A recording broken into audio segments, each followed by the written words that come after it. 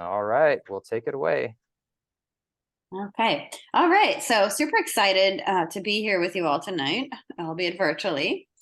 And yeah, so I'll get right into it. My title of my presentation again is Birdie Big Year, Elevating Women Birders. And Birdie, as you'll learn in the presentation, actually doesn't only refer to the winged wonders that we love, but also a personal safety alarm company that I ended up partnering with during my big year. So that's me in Big Bend State Park, Big Bend National Park, sorry, actually a few years before my big year, but I thought it did a good job of depicting what it's like to be solo in the great outdoors.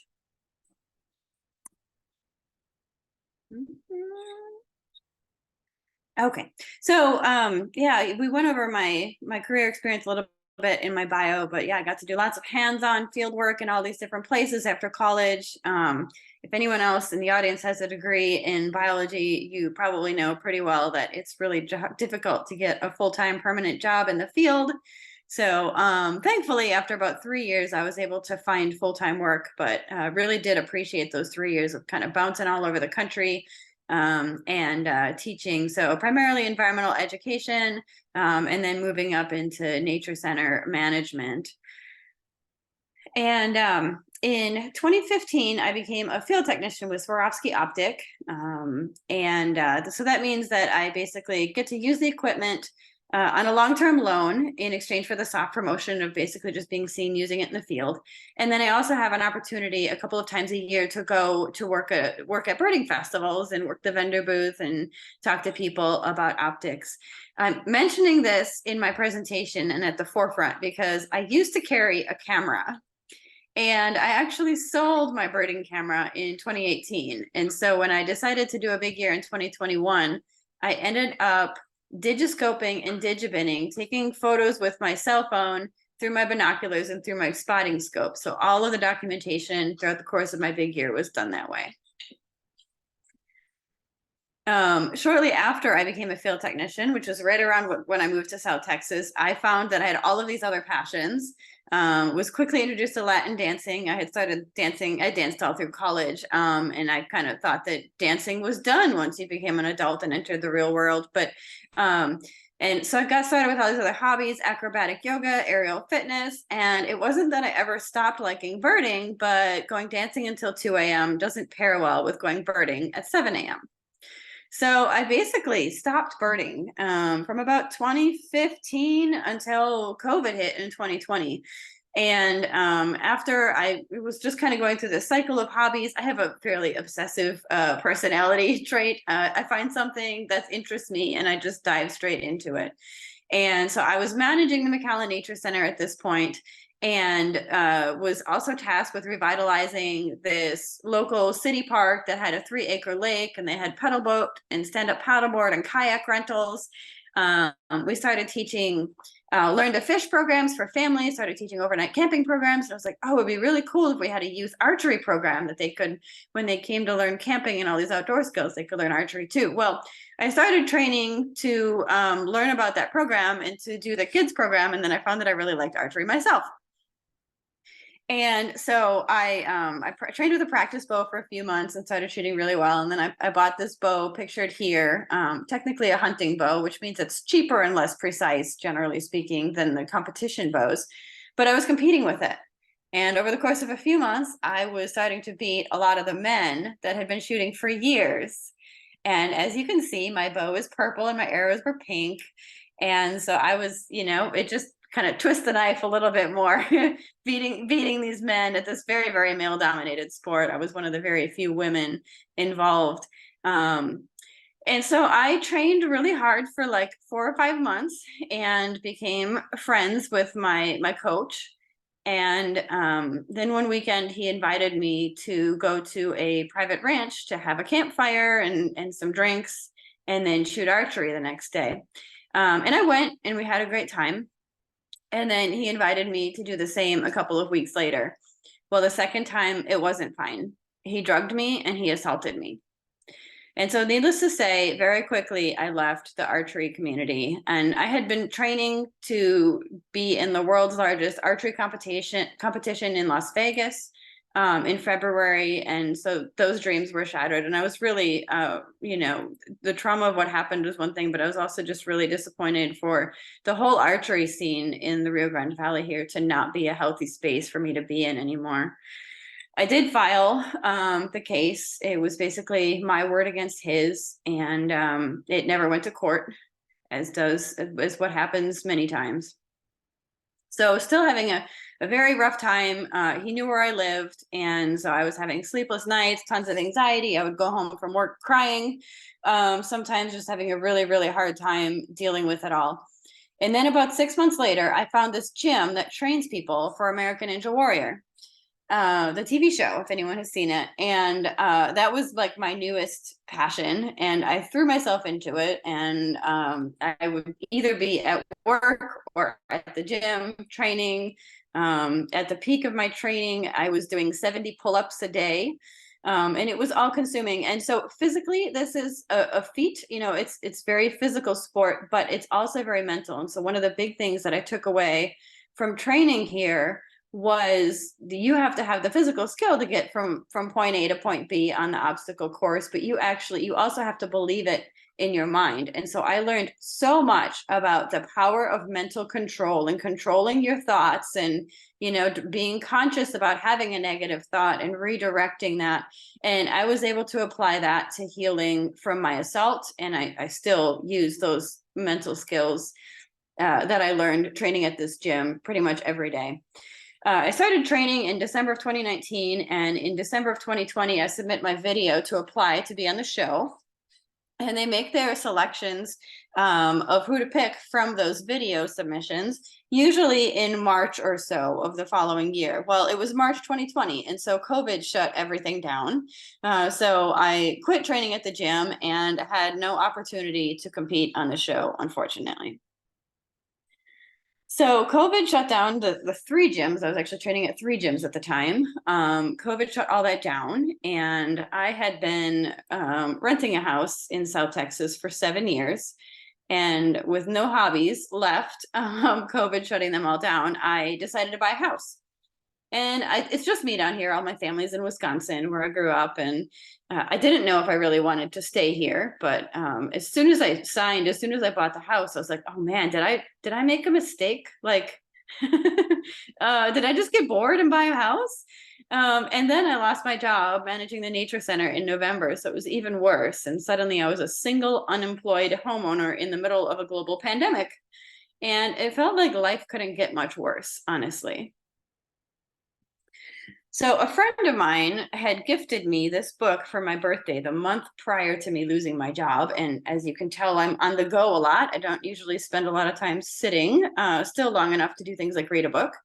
But once I lost my job, I had plenty of time. And so I opened it, and this is a quote from the first chapter. "In one version, she was pushed. In another, she was thrown. Not from malice, but because she was needed for the sacred task and needed help in leaving her beloved home for the next. In every version I've heard, Skywoman was an accidental and possibly unwilling traveler into the next world, like a seed on the wind." And I stopped short right after I read that. And it really spoke to me and my situation. And this nature center that I was managing was closed when I took over. For 6 years, I basically helped build it from the ground up with a team of staff. Started with 2 part-time staff, finished with 25 part-time staff. There were no public programs to more than 20 public programs a week. Really robust yoga programs, 6,000 yoga students a year for free yoga, a lot of them who had chronic issues, and you could tell their quality of life was benefiting from them being able to have access to this free program. So it just, my whole heart, the whole reason that I lived in South Texas was managing this nature center. And so it felt like this child was basically torn from me against my will. And this quote reminded me, reminded me of that mental strength. And I thought, okay, well, clearly I must not be meant for this. Clearly I must be meant for something else. And I'm going to do my best to listen and see what it is that the universe has in store for me. So I started bird guiding on the side here in South Texas, which I had done on and off on the side for about 10 years. and guided for most of December, and then was feeling pretty stressed and decided to take a road trip with a friend to Florida in January. And we originally were going to go to the Florida Panhandle to go see Pinky, the American flamingo that's been at St. Mark's Refuge for several years now. But then red-legged thrush showed up in the Florida Keys, and a Cuban peewee and 2 black-faced grassquits, all of these Cuban rarities, all the way down there. And so what would have been about 12 hours each way turned into like a 26-hour drive each way, as we quickly decided we were going to drive all the way to the Florida Keys to try to get these rarities. So my friend and I went down there. He had never birded Florida before, so while we were down there, we were trying to get all of the Florida specialties for him. And I came back, we finished that trip in Central Texas on January 9th with exactly 200 species. So now I just took a week's vacation. I was bird guiding here, trying to make ends meet. I had recently bought my house and kind of just demolished my savings with the buying of the house and needing furniture and things like that. And so, it was just a quick, super low budget trip to Florida with absolutely no intention of doing a big year. I got back and I ended up guiding the second week in January. I ended up guiding Charlie Bostwick, who was doing an ABA big year, all 50 states. And I guided him for 3 or 4 days, and we were picking up all the Rio Grande Valley specialty birds, the regular ones here, and then all the rarities as well. And, just the 2 of us hiking every day, got to talking, and I shared a little bit about my situation with him, and I said, well, I bought this house and I lost my job and now I don't know what's next. And he's like, well, why don't you also do a big year? And I was like, that is insane. I have no money. I have a house. I have a dog. Like, I need to get my life together. But it's kind of, I chuckled a little bit. It was entertaining to think about. So more bird guiding. We had a really, really great winter for rarities that winter, which helped ruddy ground dove, elegant trogon, like a dozen crimson collared grosbeaks that winter. These are all Mexican birds that just barely make it up into the US here in South Texas. And then, so I had guided for about another month. Mid February, I decided to take a solo trip to Arizona. I was applying for jobs all over the country, getting lots of interviews, but no job offers so far over the 3 months that I was unemployed. And I was like, I need a break from this. I had a Chevy Spark at the time, which I drove all year. Tiny little compact car, very fuel efficient, but not the greatest for cross-country drives. And so I was like, well, I'll just get in my car. I'm going to drive to Arizona. There were 5 life birds that I needed in Arizona. And so I was like, I'll just go get my 5 life birds, try to get like a little better mindset on life, and then come back and then get back to the grind of applying for jobs and whatnot and bird guiding. And so this was the second night of my trip. I was camping in Franklin Mountain State Park in El Paso in West Texas.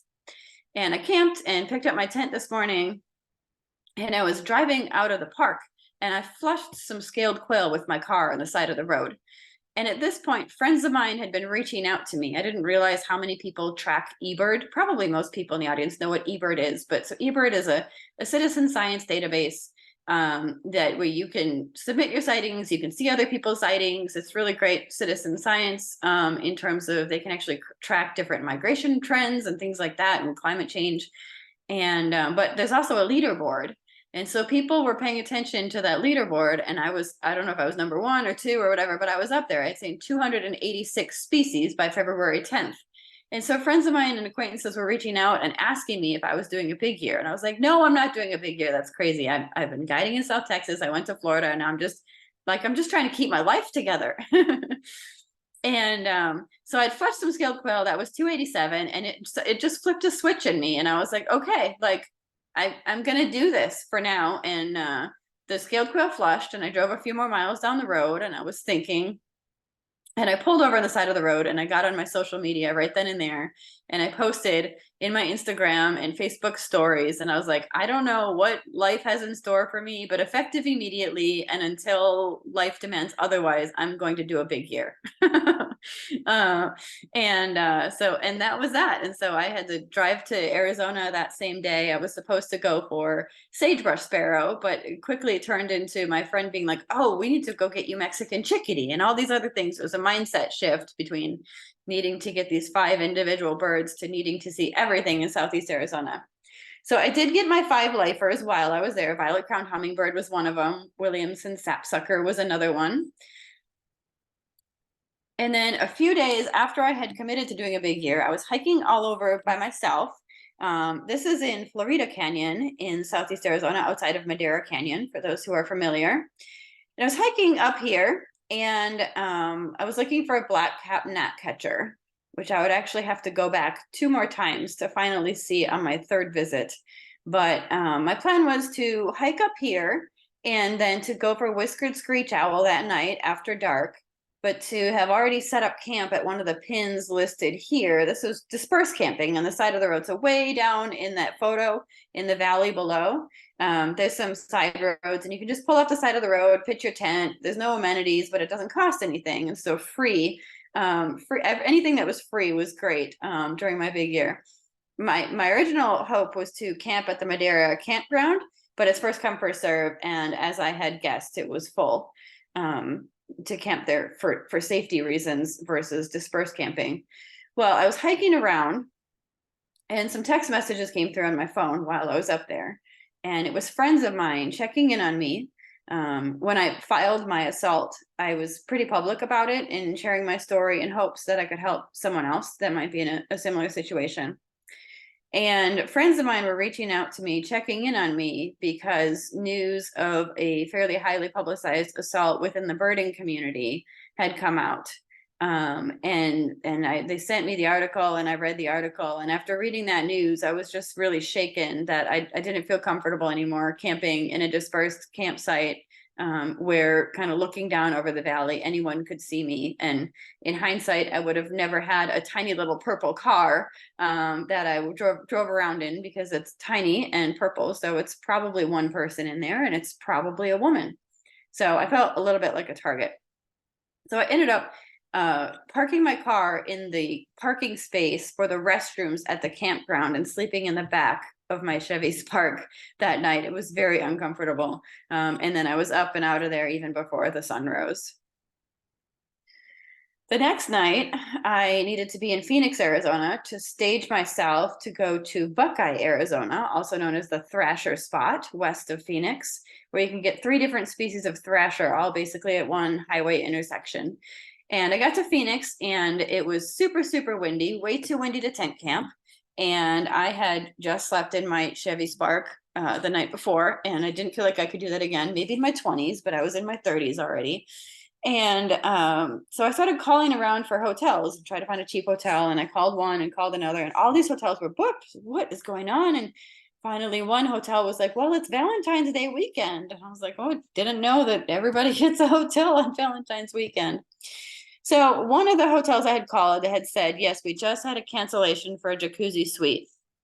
It's yours if you would like it. And I tried to talk them down on the price. I said it was $212. And I was like, I'm unemployed. I shouldn't even be traveling anyway. They said, no, they couldn't budge on the price. I said, thanks, but no thanks. I called a whole bunch more hotels, and they were still all booked. And so I ended up checking on Airbnb, because I was like, well, maybe Airbnb has something. Airbnb had 2 rooms, each available in different houses for about $50 a night. The caveat was it listed a single man as the host. And so as a woman traveling alone, I didn't feel like that was something that I could safely do. So I ended up calling back the hotel with the jacuzzi suite and paid the $212 for the room that night. And I was up way before dawn, going chasing birds again.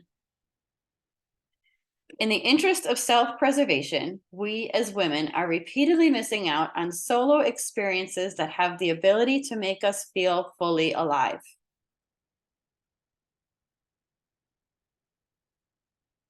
We can't travel safely the same way that men can.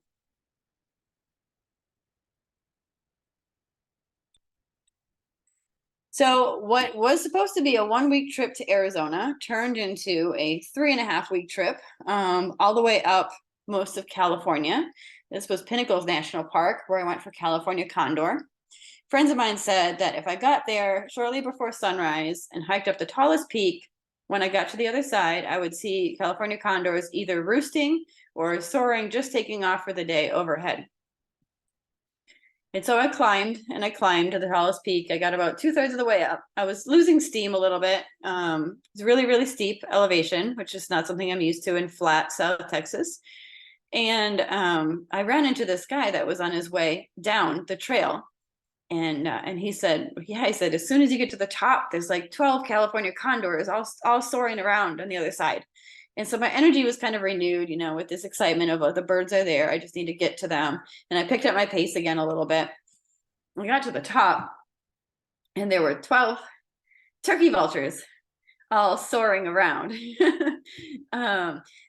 Oh, he wasn't a birder. He wasn't carrying binoculars. Someone told him that he could go to Pinnacles and see condors, and dang it, he went to Pinnacles and he saw condors. But I didn't see condors. So I, you know, spent about 20 minutes up at the top there looking around. I did get my prairie falcon for the year up there at the top from a distance. And then I just started kind of making my way slowly back down the trail. And as I was on my way back to the parking lot, I started crying. And I had no idea why I was crying. I'm a fairly emotional person, but I'm not really one to just kind of cry because something is beautiful.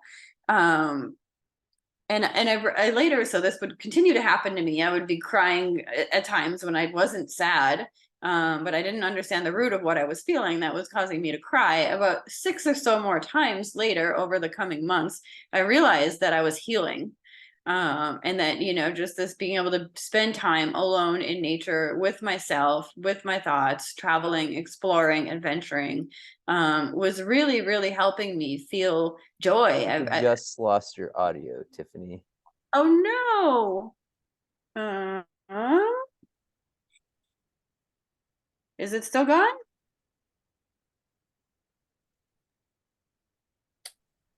don't know if she accidentally got muted. Online, we have you, Tiffany. What's that? I can hear it just fine on Zoom. Yeah, on Zoom, you're good. Yeah, I think it might be something in the room because nothing's We got changed. you now. We got you now. You got it? Okay. Yep, you're back. Do I need to go back at all? Yes, go back about 2 minutes. Yeah. Okay, to crying? Yeah. Okay. So I was coming down the mountain and I was crying, and I didn't know why I was crying. But this would happen like 6 or so more times over the coming months, and then I would finally put the pieces together and realize that I was healing, and that all this time spent alone in nature, you know, alone with my thoughts and exploring and adventuring. This time here in Pinnacles National Park was basically the first time that I felt true joy since my assault in 2018. And I knew at that point that my big year was going to change me for the rest of my life.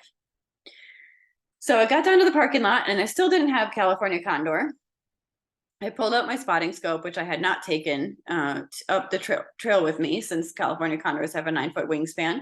But I got my scope out in the parking lot and just spent some time waiting. And eventually 3 California condors, all tagged, did come up over a distant hillside and circle in view for about 5 minutes and then circle back down. So I did get my California condor for the year that day for 388.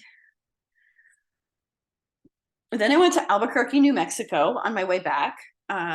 So there are 3 species of rosy finch that you can see all in one spot coming to the feeders at Sandia Crest, about 45 minutes outside of Albuquerque. And I started making my way up. Thankfully, there was only a small dusting of snow on the mountain because traveling with a Chevy Spark has its limitations. And there was one set of tire tracks going up the mountain and one set of tire tracks going down. Now there's really nothing at the top of this mountain. There's a lodge that's usually open, but because of COVID, it was closed. So there's literally the tiny trail depicted in the photos here and the feeders that you can watch from the parking lot. And so I parked in the parking lot, knowing already that I was going to be probably the only vehicle at the top. excuse me, and situated my car so that I could listen for the possibility of three-toed woodpecker in the tree line, and then I could watch the feeders out the other side. I set up my scope outside of my car. All of these birds come basically spiraling in all together and then leave all together, so I didn't really have to worry about missing the birds. It was going to be pretty obvious when they came in. So I set up my scope, trained it on the feeders already, and then popped back in my car because it was freezing cold, and so just used my car as kind of a wind block. And as I was waiting, a white pickup truck came up and parked and idled on the other side of the parking lot for me for about 10 minutes. I was kind of annoyed and was trying to listen for the woodpeckers and waiting for the birds, and it was just really obnoxious to have this noise pollution. But then the two men got out, and they were not dressed for 12,000 feet in the beginning of March. They were wearing just really, really light jackets and baggy blue jeans and tennis shoes. And there's really nothing to do, as I mentioned, nothing to do up here aside from that little trail. So they got out of their truck, kind of loitered by the back of their truck a little bit, made me really uneasy. Didn't make eye contact with me, didn't like wave a little bit or anything. Not that I wanted them to come over and approach me, but just no acknowledgement of my existence, which I also thought was kind of weird. They went to the trailhead and they walked down the trail out of view. And I was working on documenting and identifying the 3 species of rosy finches. And then they made their way back to the trailhead. One of them smoked a cigarette at the trailhead. And at this point, I was basically having a full-on anxiety attack. I realized how vulnerable I was, how I had basically nothing to defend myself with. I had a little buck knife, a little like 4-inch buck knife that I would keep in the center console of my car. But that's the only thing I had, and no cell reception up there. It's just me and my tiny purple Chevy Spark and the elements. So they ended up coming back to their truck. I ended up walking back into my car, realizing that if I needed to leave behind my $4,000 scope in the interest of my own safety, then that was what I was going to do. And so I had gotten back into my car and locked myself in my car with my scope still outside. And eventually they did go back to their truck and drive down off the mountain. So nothing happened, but that was the moment that I realized that, you know, that I just thought, well, my big year is going to make me tough. If I've gone through this already, just a couple of weeks into deciding to do a big year, I can't imagine how many more situations like this that I'm going to deal with. And maybe all of them won't be so, and so, you know, and so nicely. And I just thought, well, if I make it through the year, and I literally thought if I live through the year of solo travel, you know, I'll be able to get through anything. So super serendipitously, plus or minus a couple of days from that event, I think it had been 2 days after that, this advertisement for She's Birdie personal safety alarms showed up in my social media. And She's Birdie, this is the name of the company. They have absolutely nothing to do with bird watching. They call it Birdie because their hashtag is chirp loudly. They say the alarm chirps. And there's little handheld keychain safety alarms with a pull tab. So I reached out to the company. You know, I had this idea. I was like, well, I want to still do my big year. But quite honestly, I've never been a bird chaser, and I still am not. Never have I wanted to do a big year. It just kind of happened to me to give me some sort of focus while I was unemployed and kind of lacking purpose. So I thought, well, what if I can travel around the country and chase birds, but also give out these safety alarms to women that I meet along the way? I reached out to the company, and a friend of mine had offered to pay for the first 100 alarms at whatever discount the company would give them to me at. So I reached out to the company, and they offered them to me for 50% off, so $15 per alarm. And by the time I got home from that trip, the first 100 alarms were there already on my doorstep. And I launched my blog and my fundraiser on International Women's Day, which was March 8th. My goal was to see and or hear 700 species of birds in the lower 48 states, all while giving out these safety alarms to women. And the template of my fundraiser was that for each $50 donated, some of that would go towards the alarms, 15 would go towards the alarms, and 35 would go towards my travels. By the time I gave out the first 100 alarms, the company was so supportive that they said, well, why don't you just tell us how much you fundraise, and we'd love to essentially match the donations. And so I was able to use all of the donation money to travel, and then the company was giving me the alarm. So it still had the same project reach, that for every $50, another alarm was given out.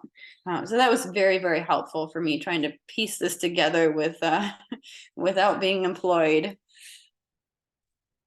I immediately started handing out the alarms. The first couple to visiting birders at Benson State Park here in South Texas, 3 miles down the street from my house. And it was really an awesome experience throughout the year, giving these away and seeing people's reactions. And I had a little card that I gave out alongside of them, kind of explaining my project and explaining that I'm a survivor, and, you know, basically giving these out and saying, here, this is for you. I hope you never have to use it, but if you do, you know, then you have it. So very cool, very healing. Had a lot of really awesome experiences. I had a lot of women say me too, share their stories. The statistic now is 1 in 3, by the way. 1 in 3 women will be assaulted over the course of her lifetime. And yeah, other women, you know, paying it forward, shoving $50 in my hand to help the next person. It was a really, really awesome kind of self-propelled. One of my favorite things about doing a big year is you get to go to these little corners of the country that you would otherwise never go to. This was California Gulch, which is actually in Arizona. I was there in May. We went and stayed overnight. Went for a buff-collared nightjar the first night, and then the next morning woke up and saw 5-striped sparrow.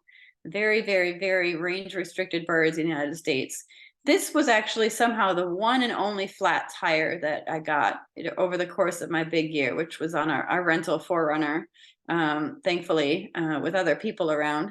And so we had a great night that night. We had some tapas. We had a big tapas party on the bumper of the 4Runner, complete with cheese and wine and everything, and some really awesome experiences, meeting up with other friends and new friends throughout the year.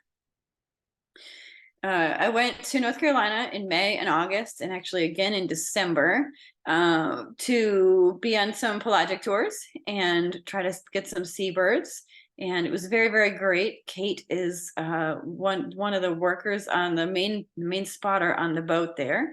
And it was really cool to see so many women on the boat. I was surprised because actually at the intro and intermediate level of birding, there's actually more women than men, probably about 60% women.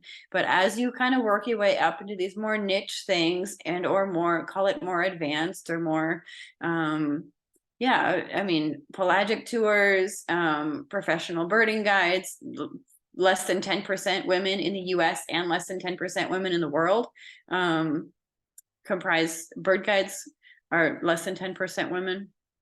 Competitive birding, that kind of a thing. So it was really cool to see all these women on the boat, and I got to talk with each of them individually, and I was honestly expecting a lot of them to be there because they were there with their supporting their partner or whatever, but they all actually were there on their own accord because they genuinely wanted to be there. So I thought that was very, very cool.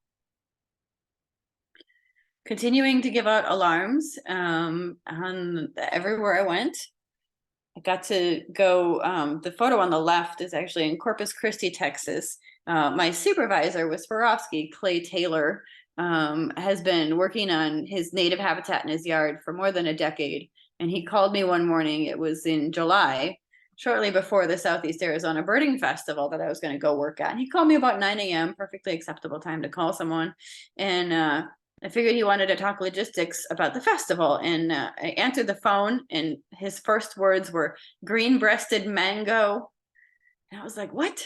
And I knew what that meant, but I was teasing him, and I was like, you're eating breakfast or what? And he's like, no. He's like, really? He's like, in my yard. He's like, there's a green-breasted mango, which is a rare hummingbird, in his yard. And so I drove up there about 2.5 hours, raced up there and got there and spent a couple of hours just hanging out, got to see the bird, check it off for the year, and we just spent a couple hours there just giving away personal safety alarms to all the women that came and went to go see the bird. So very fun. I worked at Cape May Birding Festival in New Jersey in October. And since I joined Swarovski in 2015, I was very used to being one of the very few women field techs there with any of the optics companies. Usually I tend to be the only woman in the entire optics area. And that's starting to change. So Leica has women and Zeiss too. And we're starting to see that demographic change. And I think that's really important for things like this that are people see that, women birders see that, to see the demographic across the board changing. Back to Arizona in August, and Ramanote Canyon for rufous-capped warbler. Got to go have this crazy hike and see that one. This was kind of fun because I was supposed to go with a local bird guide who had to cancel on me about 24 hours in advance, and it's a really rough road, and you need four-wheel drive, and he canceled, and I was like, oh, how am I going to get four-wheel drive? And I was going to rent a four-wheel drive vehicle. Well, there weren't any available. And eventually I was like, what am I going to do? And so I posted on my social media, I posted on my Facebook, and I was like, help, SOS, this is my situation. Who can take me tomorrow? And the guy in the middle of the photo there, Josh, reached out and he said, I'm here. My partner, Holly, and I could take you. The other guy on the left is Clay Taylor with Swarovski. And we drove out there in his 1999 Subaru and barely made it in and barely made it out. It was a very, very rough road. Hiked the 2 miles up, the two roughest miles I hiked all year, probably. Hiked 2 miles in to where the birds were supposed to be. Didn't have the birds. We all took like a 20-minute break and then eventually started wandering our way out. The birds found us on the way out. One adult and one fledgling basically popped up right next to the side of the trail in front of us, like, count me. And there were 23, I think, eBird checklists ever before our visit in this canyon. So really remote, really underbirded area. So I got rufous cap warbler for number 663. Went to Idaho and Nevada in September. At this point, I was doing a lot of kind of targeting individual species or a couple species here and there. And I was posting a lot, both on my social media and in a page called World Girl Birders, which is a really fun network of women birders around the world. And so I would post kind of my general location I was going to be and approximate dates and say, if anyone is around this area and wants to meet up, feel free to reach out. And so Pat and Sarah here in the middle reached out. There were locals up there. And that's my friend Stephanie on the left, who used to work in Texas and now lives up there. So I got to see her again. So they reached out and they were like, yes, we're happy to, go with you for the snowcock adventure. And we'll go get cache a crossbill, right where those are. We can do that after too. And so they got to the campsite way before I did. And they had said, well, we're happy to reserve the campsite for you. And I'm like, oh, score, like $20 saved. Thank you so much. So yeah, they had reserved the campsite. They got there before me. I crashed in the back of my rental SUV and then met them in the morning. And we went and did the hike and got the birds. And one of the kind of sporadic things throughout the course of my big year was lifer shots. I don't know if anyone's heard of lifer pie at biggest week in American birding in Ohio. You see a live bird and then you celebrate it with pie. Well, during my big year, there were sometimes see a live bird and celebrate it with a shot. So these ladies heard wind of that. They're like, we need to find a liquor store. So we did lifer shots after we got the cache a crossbill. And Himalayan snowcock. So that was fun. And they're coming to Panama with me next week too. So it's going to be fun to see those ladies again. In September, I took a 7,000-mile trip from South Texas all the way up to Washington State and back to get on a bunch of pelagic boat tours. And, there's a boat tour maybe once every 2 weeks on average or so in these different ports along the coast. And so I had some downtime in between. September is typically a pretty quiet month for rarities and that kind of a thing. So I had some time to kill. So I was on my way back from Westport, from Westport, Washington, from that boat. And it was in Northern California. I was like, well, I'm going to go to the Redwoods. It was right around my birthday. I'd never seen the Redwoods before. And so we go to the redwoods in this downtime that I have, and the stand of redwoods that I was going to go to was about 3 hours west of Interstate 5. And so I made sure I had gas, full tank of gas. My phone was navigating to where I needed to go and whatnot. I was driving. At some point I lost cell service, but that was fine. My phone was still navigating. And then at some point I looked down at my phone and I realized my phone wasn't charging.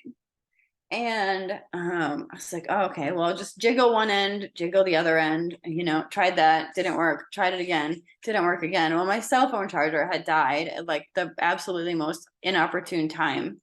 And so I was trying to figure out how I could fix this, because I was driving to the redwoods. There was like, it's in the middle of nowhere. My campsite was going to be rustic, and I wanted to be able to photo and document the redwoods because I'd never been before. But then I also needed enough battery life to be able to navigate out to get to the spot I needed to get to the next day. So I was trying to figure out how this worked, where I was going to be able to get a cell phone charger. And there was a gas station about halfway through in this like 3-hour drive. Well, I got to the gas station. It was literally just gas, like no convenience store whatsoever. So that didn't work. And then I drove probably another hour, and I ran into road construction, and there was a woman that was stopping traffic on my side. They were flagging it from each side. So I was stopped for a good while. I just happened to be the very first vehicle stopped. It was super nice out. I had my windows down. The woman happened to come over to me. I was trying to zoom in on my phone to see if I could see any details around where I was headed, to see if there were any stores or anything like that. So I was looking down at my phone and zooming in, and she came over to me and she said, "Do you have cell reception here?" Goodness knows how long she's been working out in the middle of nowhere, but I was like, "No, I don't, but here's my situation." And she said, "I have no idea where that is, where you're going, or what that is." She said, "But hold on." And she walked over to her truck and she pulled out a charger, and she came back and handed it to me. And I already had a $20 bill ready to go, ready to hand to her. Super thankful that I would have this issue solved and not have to go out of my way. But she wouldn't take my money. She said, "I just want you to be safe." And I said, "Oh, well, thank you. But, you still need to buy yourself a new charger." And she wouldn't take it again. And then I remembered the alarms, and by and large, aside from just very few people, I gave the alarms to women birders and a handful of women hikers I found in really remote areas. But there were a couple situations like this where it was completely appropriate. So she gave me the cell phone charger, and I gave her one of the safety alarms along with my card depicting my project. And then it was time for me to go. I wasn't even able to get her first name or talk to her any further. So, but that was a really cool experience of just women looking out for women. And after my Albuquerque experience, I really thought that my big year was going to harden me and make me tough. And I do think that my big year strengthened me, but it softened my heart. I went to Santa Cruz Island in California in October, and I needed island scrub jay. So this island is the only place in the world that you can see the species. It's become a separate species based on the distance from the mainland to the island. They can't interbreed with each other. So if you're doing a big year of, lower 48 or ABA big year, you have to go to Santa Cruz Island to go get your island scrub jay. It's a day trip. I got on the 9:30 boat out, got there, saw the jays within 15 minutes of landing, and then had kind of the rest of the day to kill. And so I went off and I did some hiking, and then I got back like 45 minutes before the boat was supposed to leave, just to make sure that I was going to be there on time and that I didn't get lost somewhere on the island. And they had said, be back at 3:15 for an on-time 3:30 departure. And so I was back there like 2:45 hanging out. This guy came up to talk to me. He was not a birder. He asked me what I was videoing. He thought my scope was a camera. And I said, I said, "It's not a video camera, but it's a spotting scope." And there was a green-tailed towhee on the island, which is a good bird for the island. So I showed him that in the scope, and I was talking with him about birds and about my big year. And at some point he's like, "Oh, thank you for the information. I'm going to go back to my group." He was camping there overnight. And I looked at my phone right as he was leaving. It was exactly 3:15 on the dot.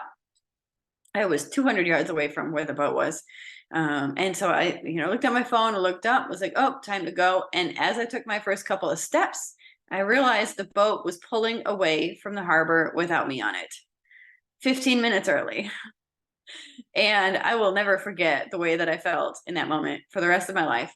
I literally ran to the end of the dock, like something out of a movie, waving my arms.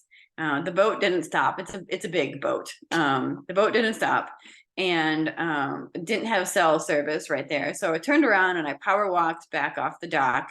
One of the guys that was camping there did have cell reception and saw what happened. By the time I got to him, I actually had the boat company on the phone already. You know, it's like, you guys left someone behind. And the boat company said, well, they said there's a 5 o'clock boat. They said, take the 5 o'clock boat. There's a 5 o'clock boat. I was like, okay, whatever. You know, I don't have anything. I just had a pelagic the next day, another boat trip scheduled with the same company the next morning, but I didn't have anything in particular I needed to hurry back to on the mainland. And then this group of young women that were there on a missions project on a private yacht had also seen me get left behind, you know, and so they kind of made friends with me, and they're like, we're happy to take you back. You're welcome to come back with us. And I said, thank you, but I kind of just didn't want to interrupt their group dynamics. And it's like, well, they said there's a 5 o'clock boat, but then I was kind of like, well, I just really don't trust this company already. And so I was going to wait until the 5 o'clock boat, and then they were getting ready to leave. And they were like, you know what? They're like, you should come with us. And they had left from the next harbor over, but they're like, we can take you back and we'll drive you the 15 minutes back to your car. Not a problem. So I ended up going back with them. And then the next day, I was out on a pelagic with the same company again, out of Ventura, California, and saw my lifer blue-footed booby, which is also my 700 species for the year. So I met my goal, and it was really fun to get 700 on a boat with a whole bunch of people around. These two men here had champagne already ready, which is super sweet and completely unexpected. Saw the birds and turned around and was greeted with champagne. They announced it over the loudspeaker on the boat, which was very sweet. So once it was kind of pointed out who I was, and once they announced 700, another woman that was working on the boat that worked for the company came up to me and she said, hey, I heard what happened to you yesterday. Can you kind of tell me your story? You know, tell me it from your perspective or whatever. And I did. And she said, Tiffany, I don't think that anyone on that boat went to bed having any idea they left anyone behind. So the staff in the office never communicated to staff on the boat. And she said, and 5 o'clock boat, and she looked at the schedule. She said the 5 o'clock boat was to Scorpion Harbor, 18 miles away on the other side of the island. So I would have been left on the island overnight. The only amenities are 2 pit toilets. I would have had to like sleep in there or like cuddle with a stranger or something to stay warm. And I wouldn't have gotten on the boat the next day. So that was a pretty good like near miss that could have been fairly disastrous that somehow I managed to avoid by going back with the young women. So I had hit 700 and I was trying to decide what next. I had basically ran out of money at this point. Was starting to put a little bit on my credit card. And when I had decided to go for 700, I had made a spreadsheet of all the species and then kind of subtracted one here and there. I knew that, for instance, I could go to central Oklahoma for Smith's longspur in December and get it. They're there, but it would be one trip for one bird. And so when I was planning my way to 700, I didn't plan for a lot of these single species. I just kind of wrote them off. And so when I got to 700, I factored them all back in. The current record was 724 species. And so I did my calculations and I was like, okay, well, if I get these species, plus if a handful of rarities show up and they're cooperative enough for me to chase them, maybe, like, I don't think it's likely, but maybe breaking the record is possible. So I had to keep going until I decided to stop versus pause and then decide to keep going, because otherwise that's wasted time. And so I had chased 4 more species since 700.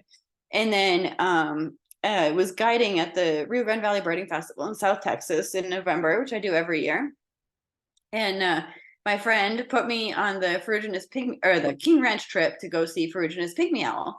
And so ferruginous pygmy owl was $705. You know, I got paid like $80 to lead that trip instead of, you know, spending the money or whatever to go see another species. So anytime I could do that was a win.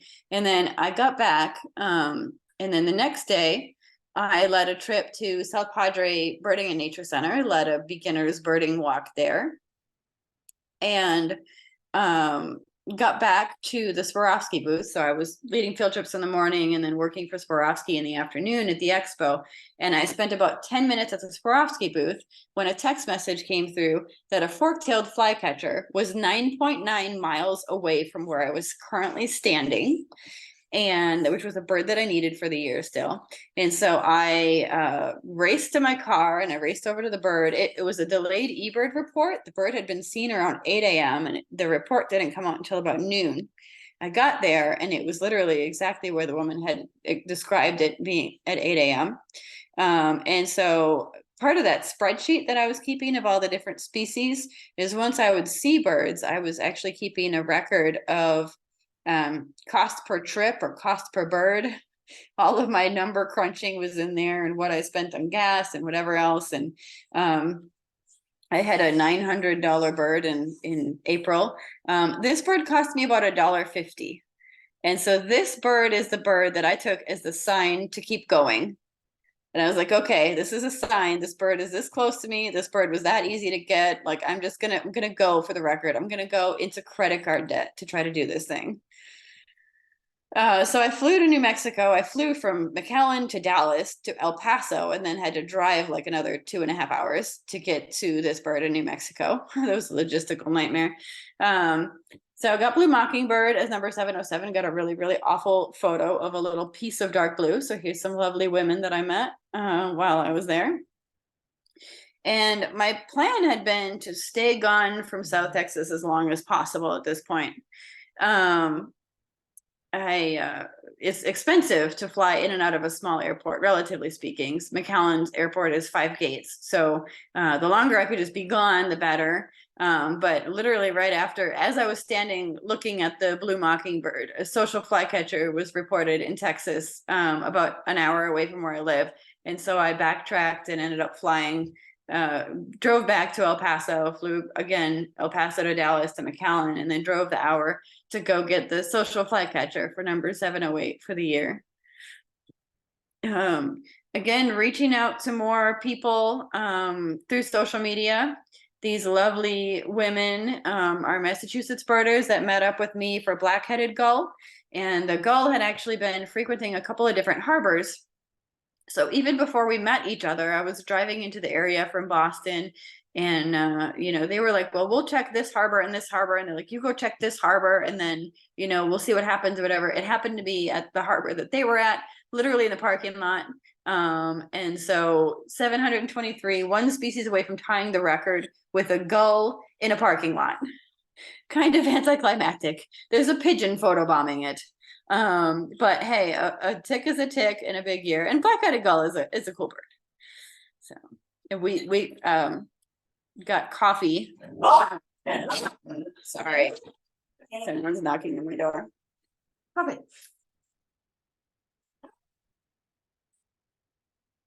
So I'm so sorry. Just 1 second.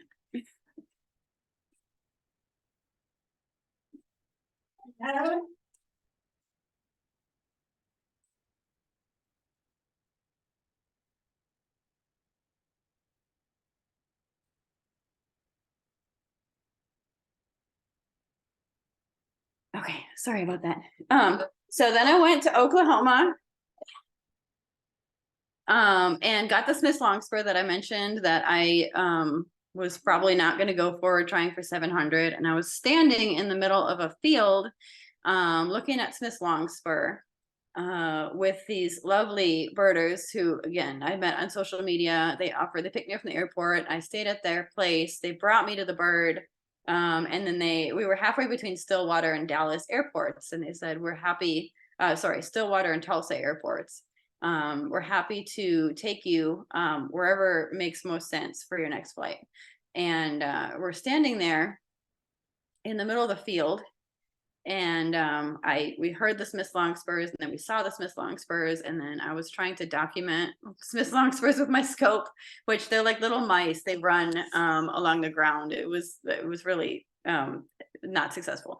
So a text message came through that a bat falcon was seen at Santa Ana National Wildlife Refuge, 30 minutes from where I live, where I used to work, where I was currently on the Friends board for. And so I looked at them and I said, we have to go. And they're like, where? And I was like, I don't know, but we have to go. It was the first United States record for that species. So we got in the car. It was 20 degrees out. I basically couldn't use my hands. I live in Texas. And got in the car, warmed up my hands enough to use my phone, booked tickets back out of the Wichita airport, and sorry, Tulsa airport. I'm getting all the airports confused. Tulsa airport, and yeah, I flew Tulsa to Dallas, Dallas to McAllen, and got in that afternoon, and raced the 20 minutes to the bird in my basically my winter clothes, and ran the half mile from the parking lot all the way up to the observation tower, stuck my eyeball in the scope, got the look on the left there, and broke the record with 725 species, and then was able to walk further down the trail. Yeah, I had leggings on under my jeans, wool socks. Like it was 85 degrees when I landed. I was completely overheating. Went further down the trail and was able to get a great look at this bird that was being so cooperative. At 3:30 in the afternoon, people were just walking away from point blank looks at this really close range bat falcon. Really, really cool bird. And then after that, I got one more species in New Jersey on December 23rd, northern lapwing. Got to meet this mother-daughter birding duo who had been following me, and I had just broken the records. That was my first little taste of being semi-famous. They were very, very sweet. She was 12, and I was also 12 when I started birding. So it was great to meet them, get northern lapwing, and see some old friends again. The woman in the center there, actually, her name is Sarah. She did a Pennsylvania big ear. She ended up being like 2 species short of breaking the record, unfortunately. So I saw 726 species during my big year, traveled to 31 states, approximately 49,000 miles by car, and I was in 77 airplanes. I spent 148 nights away from home. And of those, I paid for 18 nights in hotels. Now, I did do some work for Swarovski, so they put me up in hotels at that point. But I estimate I probably tent camped for about 100 nights during my big year. And I spent $22,007, which is a decent chunk of change, but it's absolutely a budget year for everything that I did. I was able to gift 257 She's Birdie personal safety alarms to women that I met on the trails, completely, entirely in thanks to all of my donors. And my big year kind of blew up. Birding has become a big thing in the last couple of years due to COVID. And I found myself on the cover of Texas Monthly magazine, which Texas Monthly calls itself the National Magazine of Texas. And it's been a wild experience ever since. And it may be me on this cover, but this was a big year for all women. This wasn't me that did this. This literally, I had help from hundreds, probably 300 or 400 people throughout the course of the year, whether it's people donating to my fundraiser, helping me find a bird, picking me up from the airport. There were a couple times where if I didn't have a ride from the airport, it was going to actually take probably a whole nother day because of the sun setting too fast to get a car rental, things like that. So there were a couple women actually I was trying to meet up with that during my big year that it didn't quite work out. And we literally were like traveling in opposite directions, and I would meet them like at a cafe on the side of the highway, and they bought me lunch. Like it was a group effort from like the whole women birding community. So I wanted to revisit the quote that I started with and then add to it as well. In one version, she was pushed. In another, she was thrown. Not from malice, but because she was needed for the sacred task and needed help in leaving her beloved home for the next. In every version I've heard, Sky Woman was an accidental and possibly unwilling traveler into the next world, like a seed on the wind. I have a hard time seeing Sky Woman as an unknowing and passive emissary. No, I see her standing at the edge of the hole in the sky, looking down into the darkness. What if, with full agency, she spreads her arms, looks over her shoulder, and then, what if she jumps? What does it take to abandon what does not work and take the risks of uncertainty? We'll need courage. We'll need each other's hands to hold and faith in the geese to catch us. It would help to sing. The landing might not be soft, but land holds many medicines.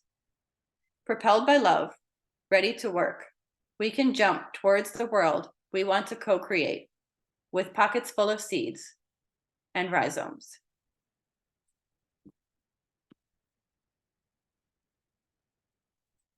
So immediately following my big year, I founded my own bird guiding company, Nature Ninja Birding Tours. When I was training for American Ninja Warrior, my nickname was the Nature Ninja. And my tagline is find your element, because this whole story that I shared with you all really helped me to find my element, helped me to find my place and where I belong in life.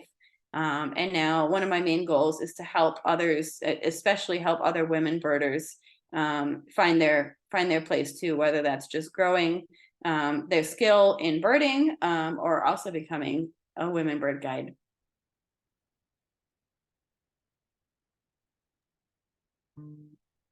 Thanks, Tiffany. Thanks for sharing your story. I know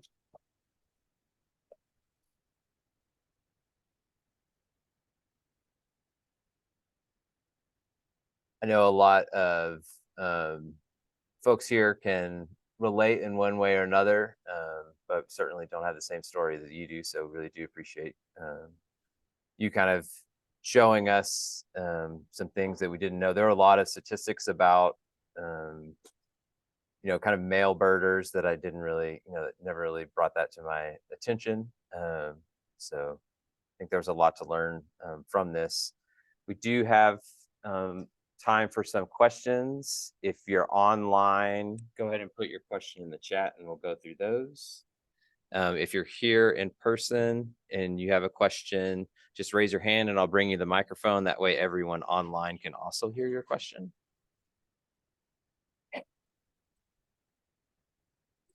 Michael has a question.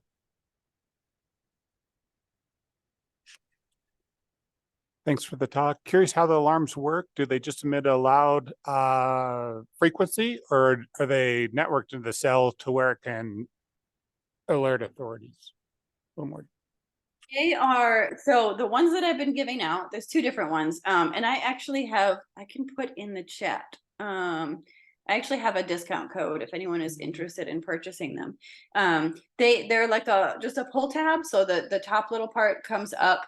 If it wasn't so loud, I would demonstrate for you guys, but yeah, you just pull it apart basically and it sounds, and then you put the little pin back in. And then it turns off. So they're reusable and the battery works for up to like 40 minutes. So unless you have something crazy happen, they should be good indefinitely.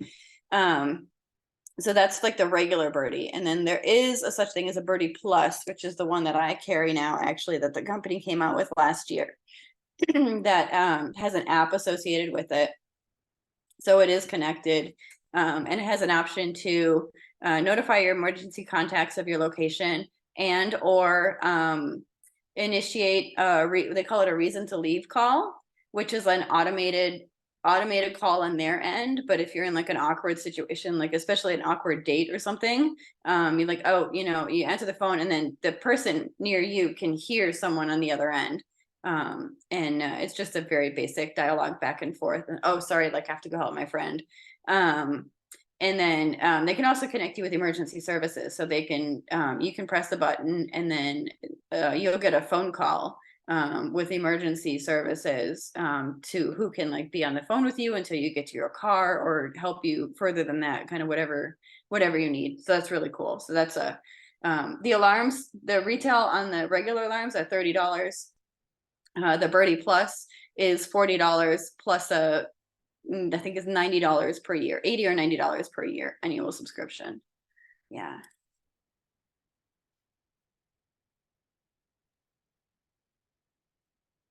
So, after this, you went through all of that for your whole year. Is there, did you feel like you found more folks out there in the birding community who you felt more comfortable being around? I feel like, especially folks when they start birding, whether it's being uncomfortable just because of differences in skill level or just being around other people? I mean, do you feel like that the birding community has been more welcoming than other communities, or how would you characterize the birding community from your perspective? So there is this psychology. I have a minor in psychology, not that I'm an expert, but there's something in psychology about wanting to assume or making the assumption that your own kind of group that you're a part of is like better in one way than the general public. And I've heard that a lot in the birding community. It's like, oh, well, like, you know, they're a birder, so they're harmless. It's like, it's not necessarily the case in terms of safety. In terms of existing as a woman birder, I mean, I'm sure everyone in the room, this would be like a really great, maybe a great bonding or possibly opposite of bonding activity for some folks in the room. But, you know, all of these stories of just feeling invisible in the field, and that'll happen to me often still now as a guide. You know, I'll be the one carrying the scope and kind of leading the way. And if I'm with a client who's approximately my age, close enough that we might be like a couple,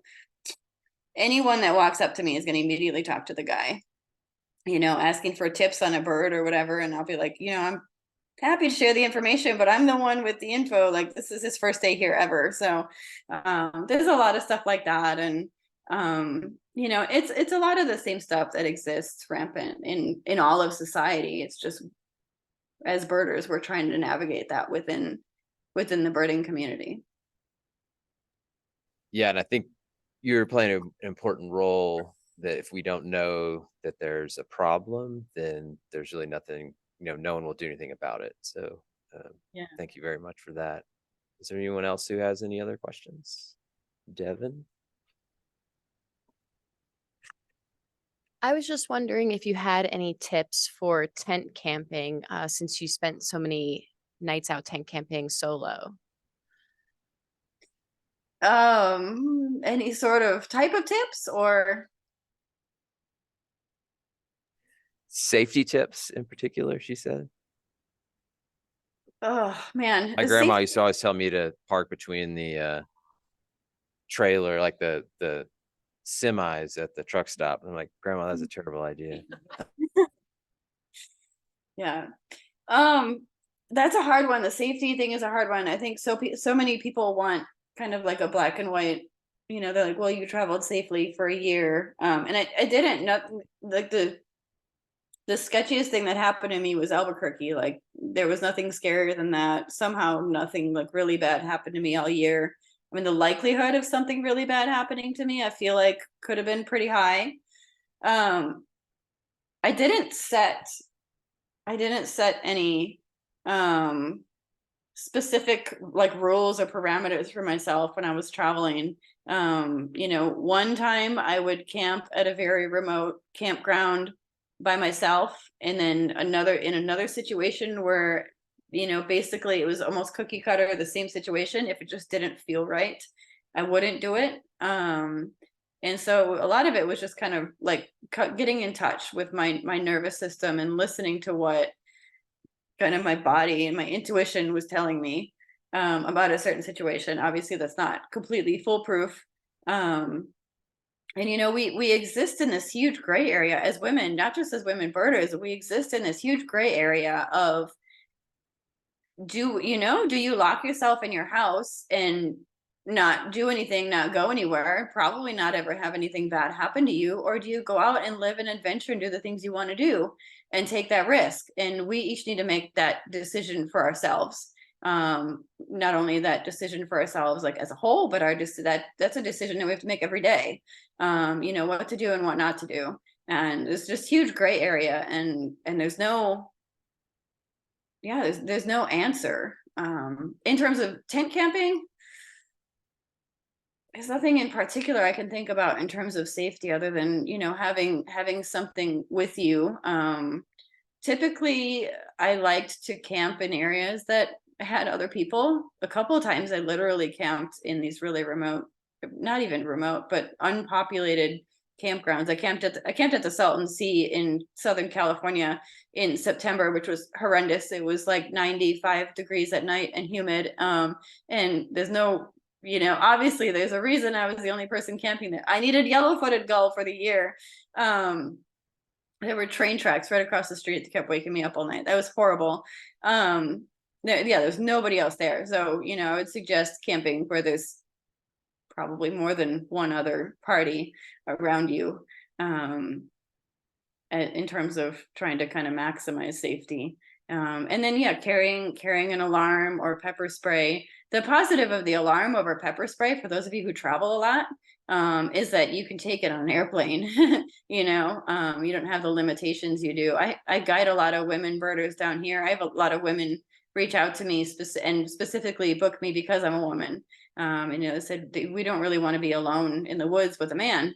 But they also share other things like, yeah, as soon as we got off the airplane, because we didn't check a bag, we, you know, we went and bought pepper spray. Well, then they're going to have to throw it in the trash before they leave.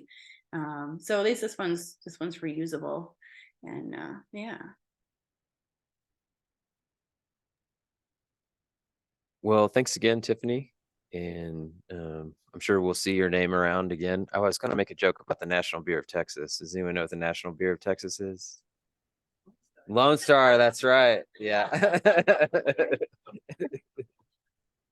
We want to be our Yeah. own company, Yeah. apparently. But thanks again. We really appreciate you being with us virtually, and maybe we'll run across you in person sometime soon. Yeah, that'd be awesome. We'll have, yeah. Thanks to everyone who joined online, and we are going to sign off, but we hope to see you on a field trip or at our next meeting.